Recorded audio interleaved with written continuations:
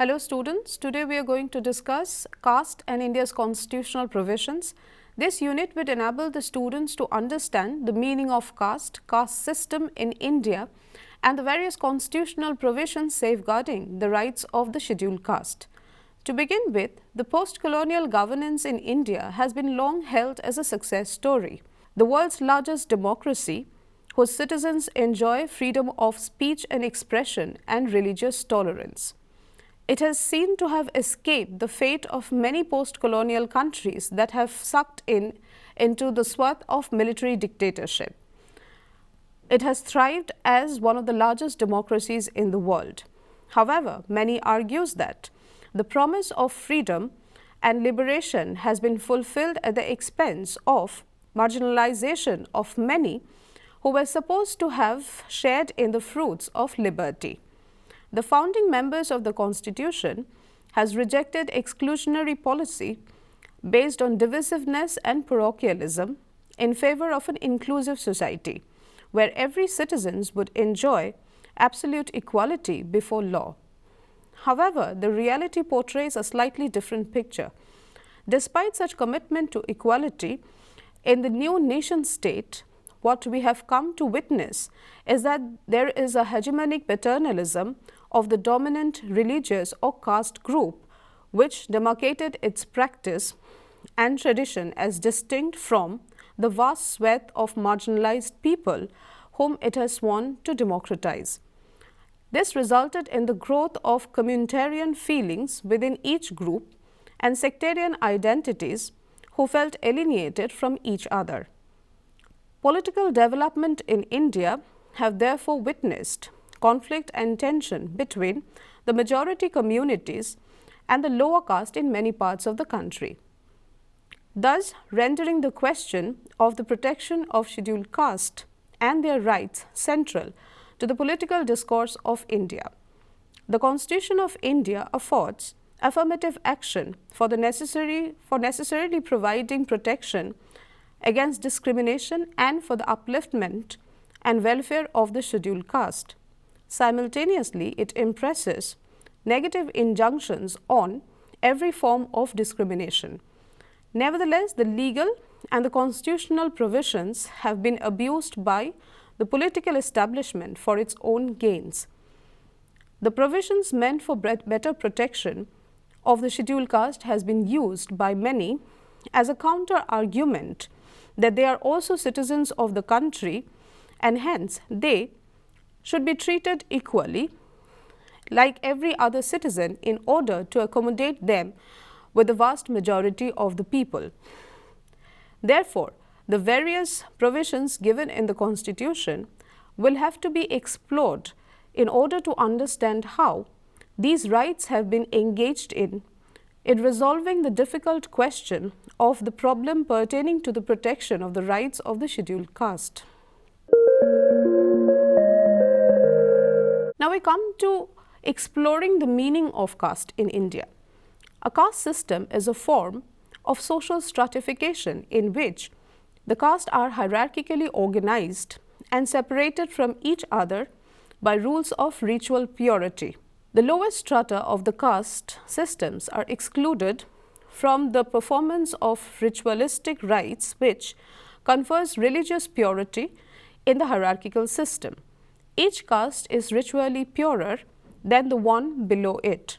The caste system is an illustration of the social closure in which access to wealth and power is closed to social groups, which are excluded from the performance of purifying rituals. This ritualistic segmentation is further reinforced by rules of endogamy. The Hindu caste system is organized in terms of 4 groups or clusters: the Brahmins, the Kshatriyas, the Vaishyas and the Sudras. There is, however, much diversity at the local village level, where the major castes are further subdivided into smaller groupings of subcaste which are called jati.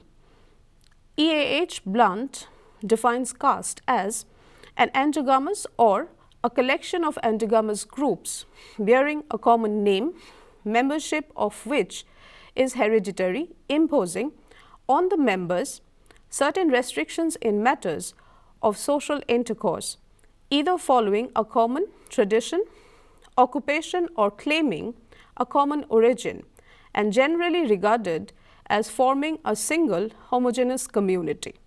According to McIver, when status is wholly predetermined so that men are born in their lot without any hope of changing it, then caste takes the extreme form of caste.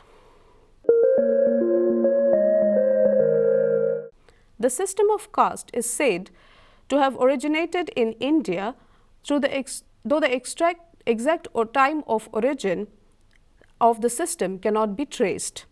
The records of the Indo-Aryan culture contains its first mention.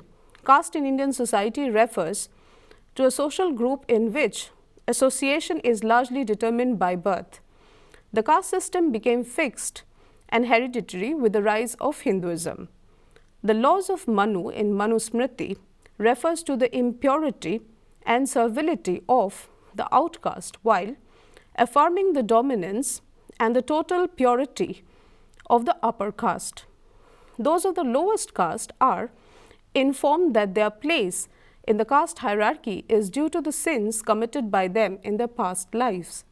Various punishments of torture and death are designed for crimes like getting literacy and insulting a member of the dominant class.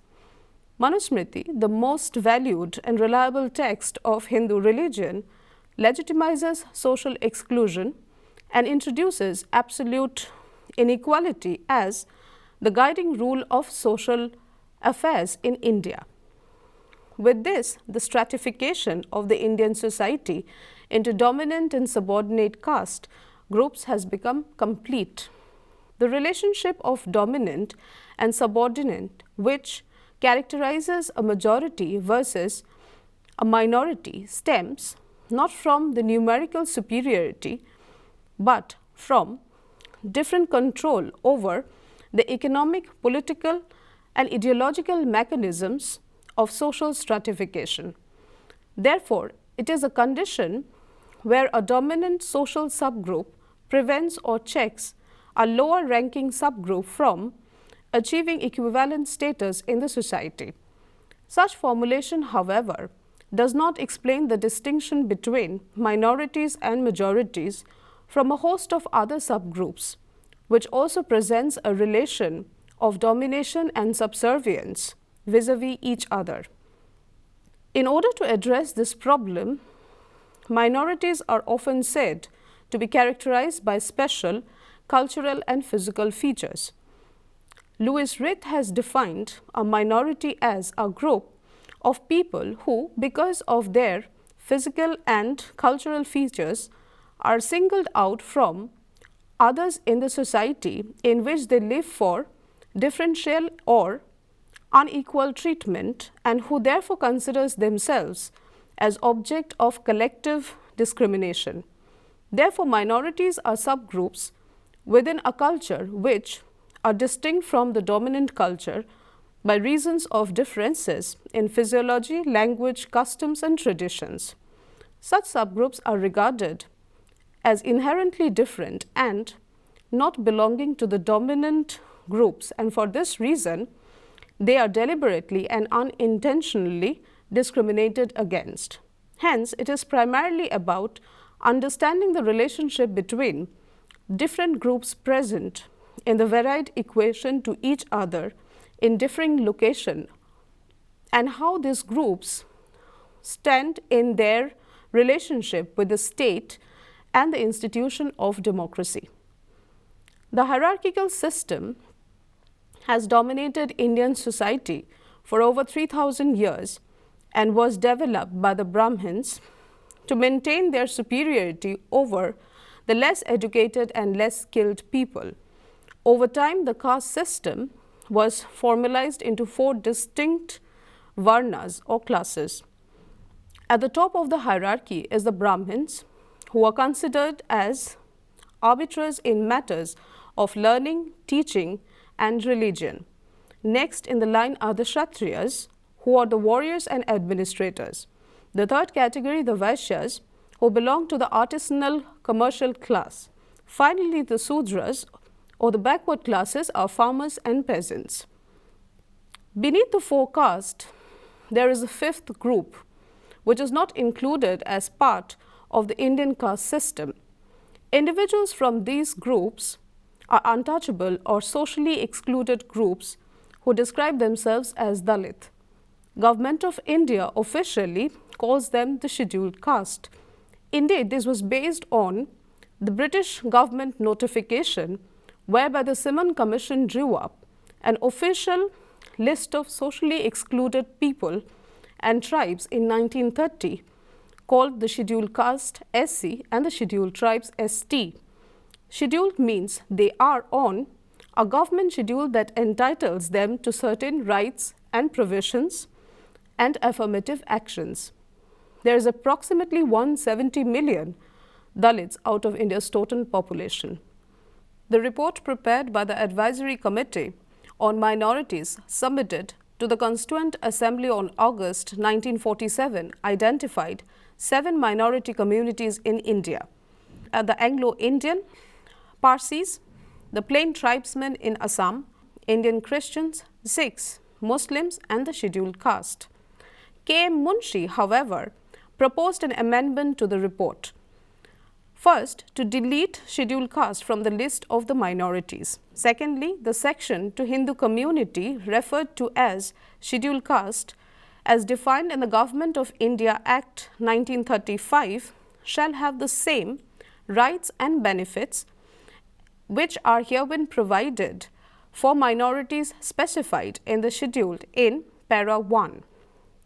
This amendment had far-reaching impact on the religious aspect of these communities. According to Munshi himself, any safeguard as a minority, so far as the scheduled caste are concerned, will possibly prevent their complete absorption in the Hindu fold. This was mentioned in the constitutional debate in 1947. The Indian society incorporates a bewildering number of identities based on religion, class, caste, or region. The presence of such diverse population has necessitated the adoption of policies aimed at safeguarding the concerns of all the people living within the territory of India. The Indian Constitution is a liberal document that makes the protection of the interest of scheduled caste one of the important objectives. The Indian state not only recognizes differences but guarantees equal citizenship and equal rights to all its citizens. The state policies toward different communities are guided by equal respect, fairness, and non-discrimination. But then the problem is, Indians have aced against each other with cultural prejudice. In India, cultural prejudice runs high, both at individual level and group level. The Indian variety of state socialism, nor the post-1991 free market economy, has been able to rid the Indians of cultural prejudice. In fact, revolution in modern means of communication and the persistent process of globalization has strengthened cultural prejudice by commercializing and popularizing elements of dominant culture at the expense of our cultures, of other cultures. The Indian state has been unable, or rather unwilling, to stall this cultural downslide. In such a situation, people with culture distinct from the dominant culture are finding it difficult to conserve their cultures in the face of the cultural onslaught of the dominant group. Now we come to the constitutional provisions that are put in place for the protection of the scheduled caste. The caste-based discrimination and oppression have been a malicious feature of Indian society, and in the post-independent period, its overlapping with politics have made it only worse. Oppressed class groups, in order to be accorded some rights and political freedom and recognitions, they were given certain constitutional provisions for safeguarding their culture, religious rights, and their position within the society. In fact, Dipankar Gupta has sadly exposed the contradiction when he elaborates the differences between Ambedkar and the Mandal Commission's views on caste. While the former, he believes, is designed as a policy of reservation or protective discrimination to remove untouchability as an institution from Indian society or social life and polity, the latter considers caste as an important political capital. The Mandal Commissions highlighted the consciousness of the Dalits by recognizing their advantage of caste identity as an important political resource. This resulted in the instigation of conflict between the backward classes and the upper caste who by virtue of their predominant position in the society was already occupying positions of strength in the political and economic system. The Indian Constitution provides for the protection and safeguard of the backward classes in the field of social, economic, political, educational, cultural and services under the state for the development of the people belonging to these communities. Article 366, Clause 24 and Article 341 of the Constitution provides for provisions for the identification of scheduled caste and how these castes are scheduled. Article 341 states that the President may, with respect to any state or union territory, and where it is a state, after consultation with the governor thereof by public notification, specify the caste, races or tribes or parts of groups within caste, races or tribes which shall for the purpose of this Constitution be deemed to be scheduled caste in relation to the state or union territory as the case may be.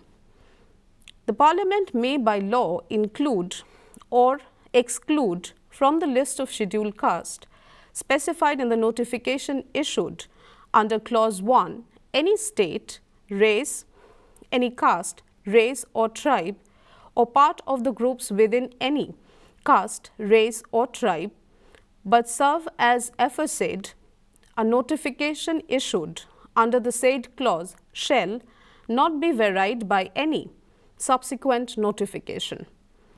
Article 366, Clause 24 state that scheduled caste means such caste, races or tribes or parts or groups within such caste, races or tribes are deemed under Article 341 to be the scheduled caste for the purpose of this Constitution.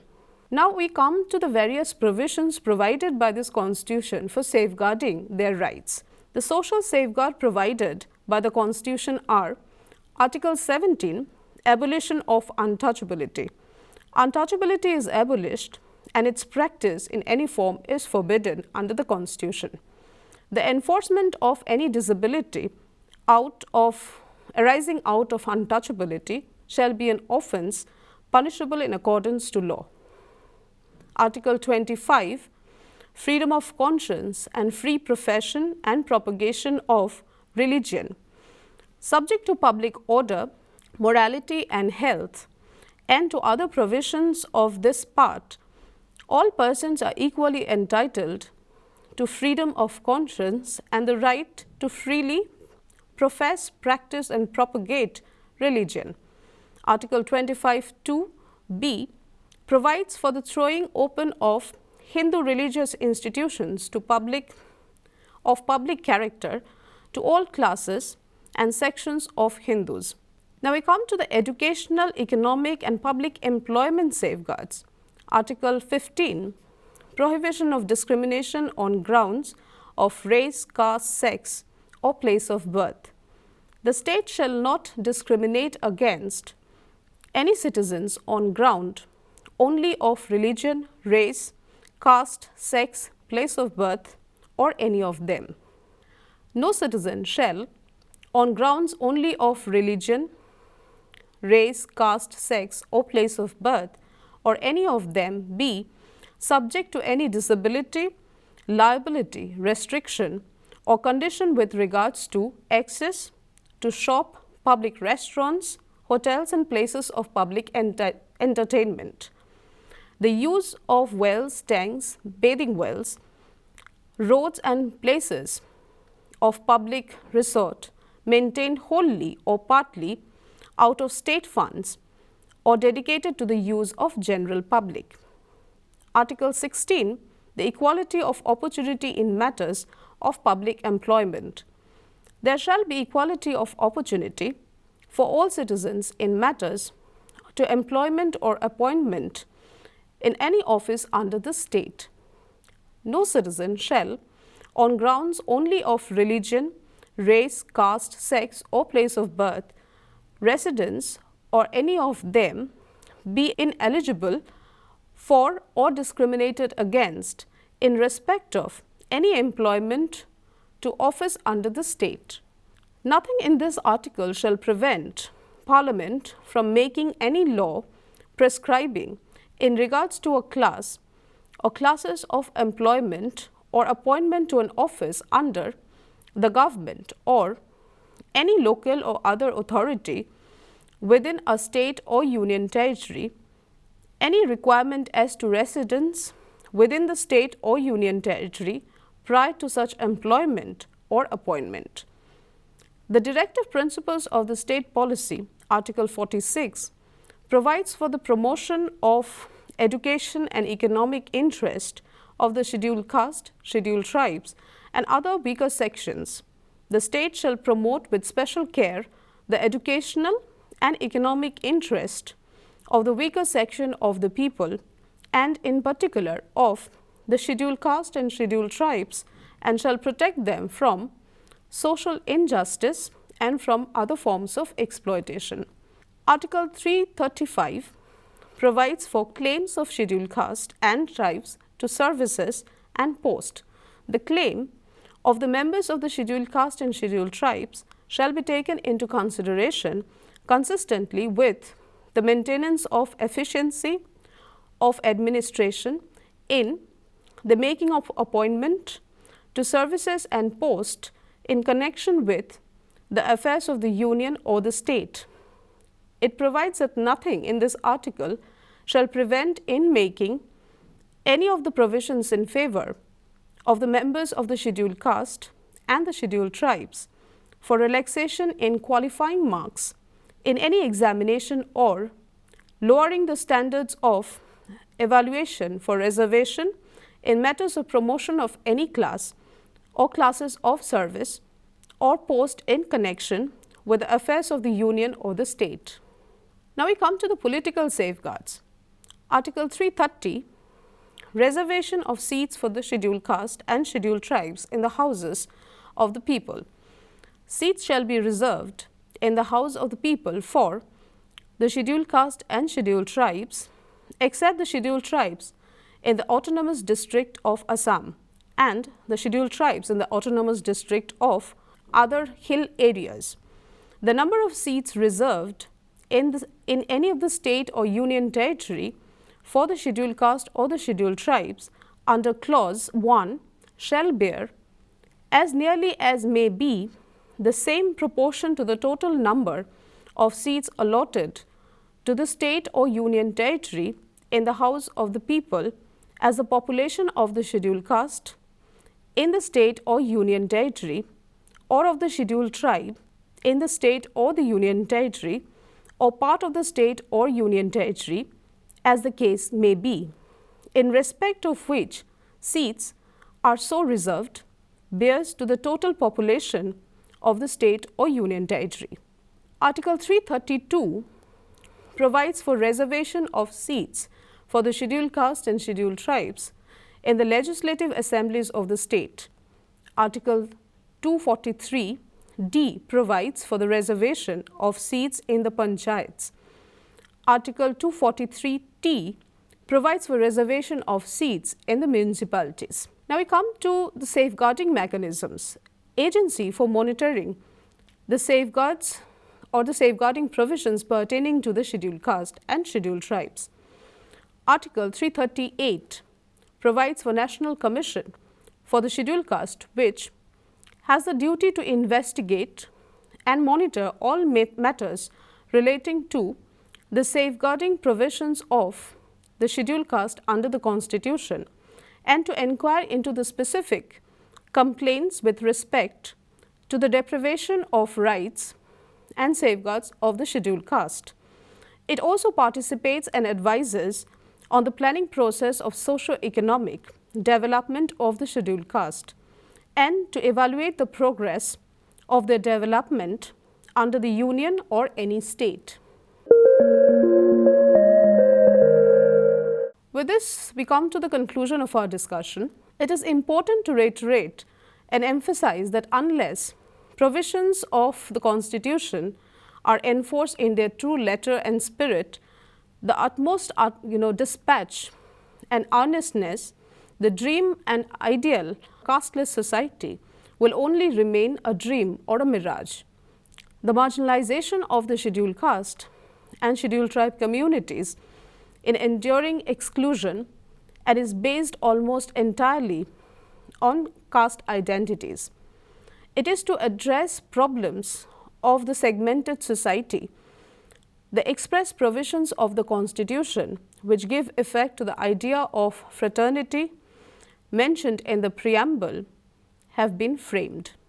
These underline the social, rather collective resolve of ensuring that all humans are treated as humans and their innate genius is allowed outlet through equal opportunities.